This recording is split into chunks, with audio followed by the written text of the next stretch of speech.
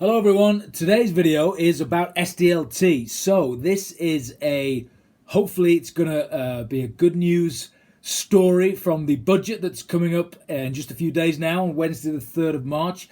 This has been kind of pseudo leaked from the Treasury. It's all about the extension of the SDLT holiday. So you remember at the start of the pandemic, the Chancellor said there will be a SDLT holiday, a break in paying SDLT on the cost of buying a house up to £500,000. So no SDLT on property purchases up to 500 grand. Now, that was due to expire on the 31st of March this year. So in a month or so time. Now, it's been rumoured that the Chancellor will announce in the budget next week that that will be extended for another 3 months. So that stamp duty land tax holiday will go on until the 30th of June. Indeed, people in the industry have said, specifically Rightmove have said that if there wasn't a change, if there wasn't an extension, then about 100,000 buyers who agreed to buy in 2020 will end up paying the extra stamp duty because they wouldn't have completed in time. And also they reckon that those people who'd already agreed to buy a house, combined with people who will complete before the 30th of June, if there is an extension, means that 300,000 people could, benefit from the extension for another 3 months of this SDLT holiday. So a very valuable tax break indeed. Cost the Exchequer about just under 2 billion to give that extra stamp duty holiday. But there's no doubt that it's definitely added to a bit of froth in the housing market since the pandemic.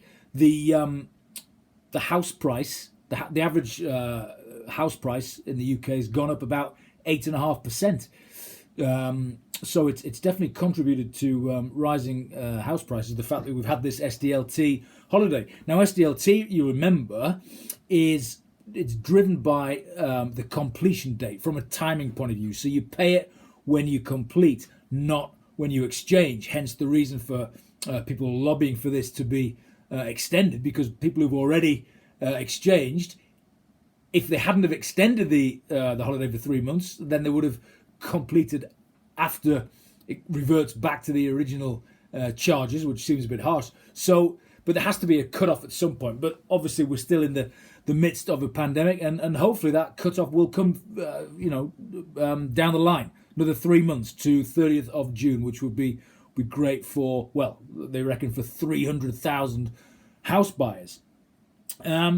What does it actually save you if you're the house buyer? I've just said it costs the Treasury about just shy of 2 billion, but what does it mean to you if you are a house buyer? Well, under normal times, you would pay SDLT on the so-called the slice system, which is the first 125 grand is 0, then the next 125 grand is at 2%, and then the next 250,000, so between 250 grand and 500,000, that is at 5%. So when you crunch those numbers, that is £15,000. So that's what it's worth to a house buyer to have this SDLT holiday, £15,000. So not an insubstantial amount.